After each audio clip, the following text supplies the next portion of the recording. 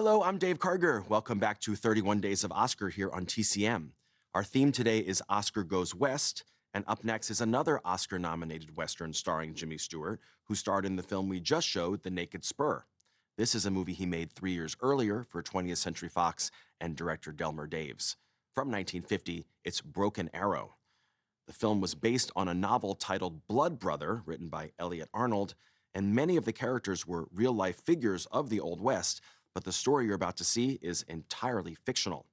Jimmy Stewart stars as a former cavalryman who comes to the aid of a wounded Apache child and eventually befriends the Apache leader, Cochise. Their friendship puts Stewart in a unique position to try to arrange a peace between the Apache Nation and Arizona settlers. Broken Arrow was produced at Fox under the leadership of studio boss Darryl Zanuck, who believes strongly in making movies with important social messages. This film is often regarded as one of the first Hollywood Westerns to portray Native American characters in a sympathetic light. But this was still a Hollywood movie from 1950, and as you'll see, the studio chose to cast the role of the Apache leader Cochise with a white actor from Brooklyn, Jeff Chandler. Chandler's performance earned an Oscar nomination for Best Supporting Actor, making this the first time any actor was nominated for an Oscar for playing a Native American character. He went on to play Cochise on screen 2 more times, in the 1952 Western The Battle at Apache Pass and the 1954 Rock Hudson movie Taza, Son of Cochise. From 1950, directed by Delmer Daves, and also featuring Deborah Paget, Broken Arrow.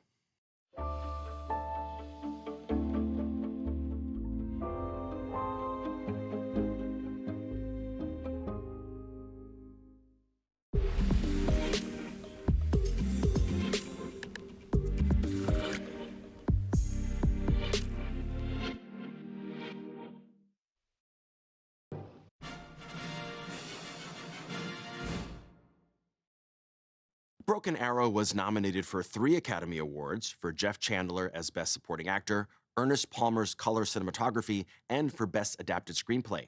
The screenplay was written by Albert Maltz, but when the film premiered in 1950, the writer whose name appeared in the credits was Michael Blankfort.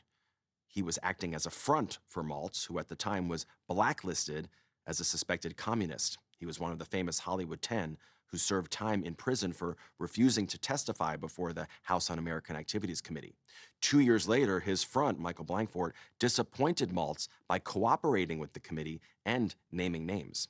But Blankfort later made an effort to set the record straight by writing a letter to the Writers Guild and explaining that it was really Albert Maltz who should have received the Oscar nomination for Broken Arrow.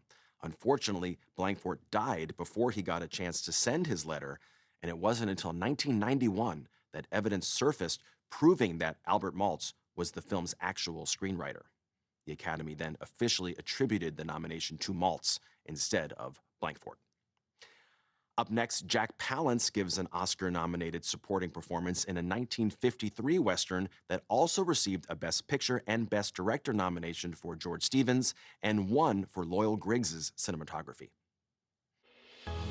Next on TCM, Shane, then Hondo, and later, McCabe and Mrs. Miller. Oscar's got a pair of aces tonight.